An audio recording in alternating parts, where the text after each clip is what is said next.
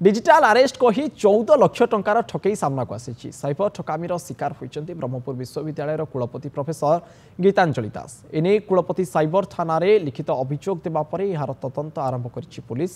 गत 7 दिन पूर्व जड़े दुर्बृत्त निजक ईडी ऑफिसर बोली कही फोन करथिला कुलपति नाम ईडी रे मामला रही जनवा सहित कानारा बैंक रे रही आकाउंट बेआईन भाव कोटी कोटी टंका जमा होता कही आउ से ईडी द्वारा डिजिटाल अरेस्ट होइचंती बोली दुर्बृत्त जनक कहिथिले तेज मामलार रफा दफा नहीं 14 लाख टंका मागिबा परे कुलपति दुर्बृत्तों अकाउंट को 14 लाख टंका पठाइचंती एहा परे कुलपति साइबर अपराधर शिकार हेबा नहीं जानिबा परे साइबर थाना रे अभियोग करचंती सेपटे जने उच्च शिक्षिता संपन्न और एते बड़ विश्वविद्यालय कुलपति एभली साइबर ठकामीर शिकार हेबा जेतिकी आश्चर्यजनक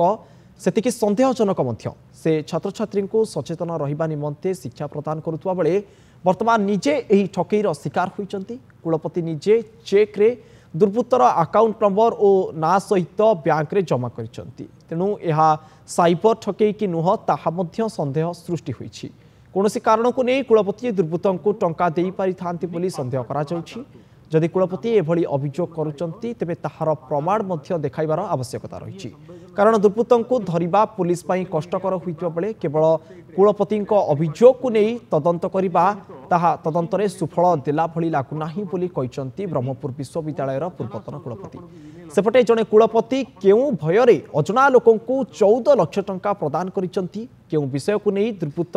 भयभीत करितला संपृक्त विषय रे कुलपति भूमिका कौन ताहार मध्य पुंखानुपुंख भाव तदंत करिबार आवश्यकता रही बोली आईनजीवी और सामाजिक कर्मी माने दाबी करिसंती सेपटे आपण को जदि अजना नंबर रू कॉल आसुछि तेबे निजर व्यक्तिगत तथ्य दियंतु नाही कि कथा मध्य हुअंतु नाही या परे 1930 अथवा 112 को कॉल करी निजर अभियोग जणांतु बोली सचेतन करिसंती ब्रह्मपुर एसपी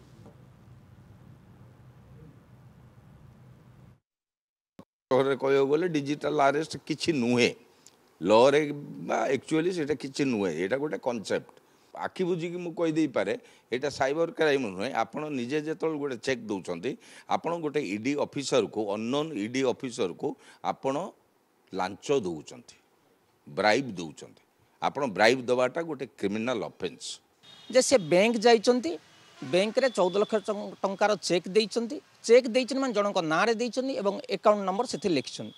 तेणु एटा आमे भाबी पन्नु एटा कोन साइबर क्राइम बोलिगिरी तेणु लागुची आ भितरे तांकर कोन सोडे पर्सनल कोनसी वीकनेस को समान कि गोटे ब्लैकमेलिंग करिछि किंबा अन्य कोनसी आंकर लिंक थिबा बोली आशा करा जाउछि थिबो बोली हम जानिनु आशा करा जाउछि तार भय रे से देइचंती ठकई जड़े बैंक रु हैक करी पैसा नेबा एवं आपणकर अकाउंट रु हैक करदे सी भिन्न कथा आपण निजे जाइकरी कौन गोटे कार्यकलाप अच्छी आपन को सी चेक माध्यम डिमांड करुच्ची ईडी बोली कहूँ केतल सीबीआई बोली कहूँ ए जो धरण ठकई ये एक भिन्न धरण ठकई मु अनुरोध करी समस्त को जो न जाना लोक संगे बिल्कुल कथबार्ता करंतु नहीं तांकु पर्सनल